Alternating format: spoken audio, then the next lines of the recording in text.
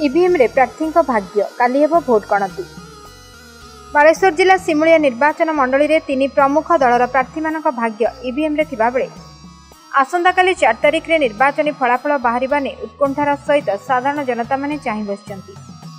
सिमुलिया निर्वाचन मंडली रे मुकुट काहार ताहाको ने साधारण रे चर्चा हेउछि। एथि सहित चतुर्थ पर्याय निर्वाचन शांति श्रृंखला रे शेष होइतबा बेले कांग्रेस बीजेपी बीजेडी विजयी हेबा ने दाबी करिसंती। सिमुलिया निर्वाचन मंडली रे मतदान समाप्त होइतबा बेले सिमुलिया निर्वाचन रे पुरुष भोटर 82,428 होइतबा बेले 1,314 महिला भोटर मतदान साब्यस्त करिसंती। भोट परे फलाफल को नै सबडे चर्चा जोर धरिछि। बीजेडी समर्थक माने विधायिका प्रार्थी सुभाषिनी साहू को विजयी हेबा नै दाबी करथबा बेले बीजेपी समर्थक माने पद्मलोचन पंडा को विजयी हेबा नै दाबी करिसंती। कांग्रेस विधायक प्रार्थी हिमांशु शेखर बेहेरा मध्य विजयी हेबा नै आशा प्रकट करिछि। एथर महिला भोट विजयर निर्णायक भूमिका नेब बोली चर्चा होइछि। आसंता काली 4 तारिख रे भोट फलाफल को नै समस्तंकर अपेक्षा रहिछि। अजित कुमार दास संतरा एठी गत जो निर्वाचन है लोकसभा और विधानसभा एथिरे विशेषकर लोकसभा रे बीजेपी एवं बीजेडी भितर जो कंटेस्ट होउची तार श्रेय आमे भाबुचु एथर कंटेस्ट बहुत जोरदार है।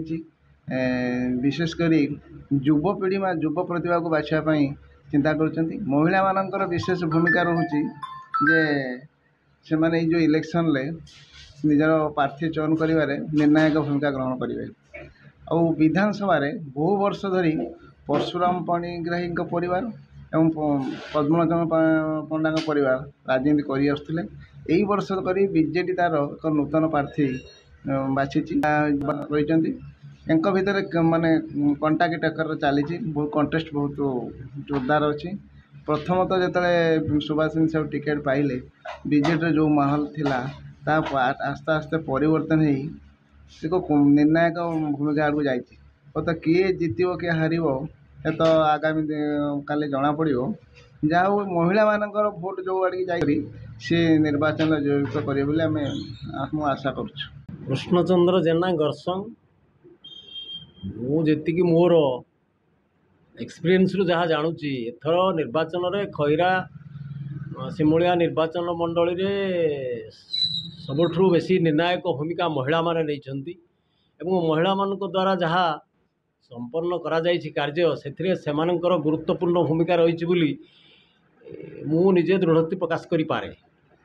2 नंबर रे खैरा सिमुलियार निर्वाचन शेष होइथिले मध्य ए निर्वाचन मंडली रे कंपटीशन बहुत हार्ड अच्छी। त्रिमुखी प्रतिद्वंदितार जो 3 जन भाग नहीं पद्मलोचन पंडा बीजेपी सुभाषिनी साहू बीजेडी एवं हिमांशु शेखर बेहेरा कांग्रेस कंपटीशन मुख्यतः बीजेपी एवं बीजेडी भितर हेउछि।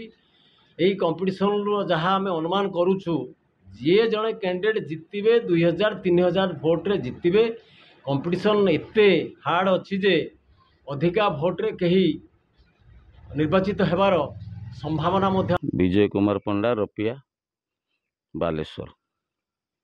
हाँ एठी खैरा सिमुलिया रे प्रथमे आशा करा होतिला जे त्रिमुखी लड़ई हवार संभावना अछि किंतु एठी बीजेडी रे प्रथमे जने महिला प्रार्थीनी थिबारु वर्तमान जहाँ जना पड़ुछि जे बीजेपी बीजेडी सहित कंटाकी टक्कर चली किंतु एबे जना पड़ुछि इलेक्शन जस्ट आगरे जेहेतु बीजेडी रे जने महिला प्रार्थीनी थिबारु बीजेडी रो सिमुलिया खैरा निर्वाचन मंडल रे महिला प्रार्थी अधिक अच्छी से हेतु आशा करा होउछि जे सुभाषिनी साहू जीतबार संभावना रहुछि किंतु कही तो हबनी भोट सरीछि आगामी 4 तारिख दिन आशा रखा होउछि देखि कौन होउछि सेटा तो पूरा जना पड़ुनी। तथापि युव भोटर महिला भोटर उपरे एथर सिमुलिया निर्वाचन मंडली आशा भरसा बांधीछि तांकरी उपरे निर्भर करुछि सेमानंक भोट जो ଆଡ଼କୁ ଢଳିଥିବ ସେ ନିଶ୍ଚିତ ଜିତିବେ। ତେଣୁ ଆଶା ବାନ୍ଧିଛନ୍ତି ଯାହା 2 ଦିନ ଭିତରେ ଜଣାପଡ଼ୁଛି ସୁଭାଷିନୀ ସାହୁଙ୍କର ଅଧିକ ଲୋକପ୍ରିୟତା ବଢ଼ିଛି ବୋଲି।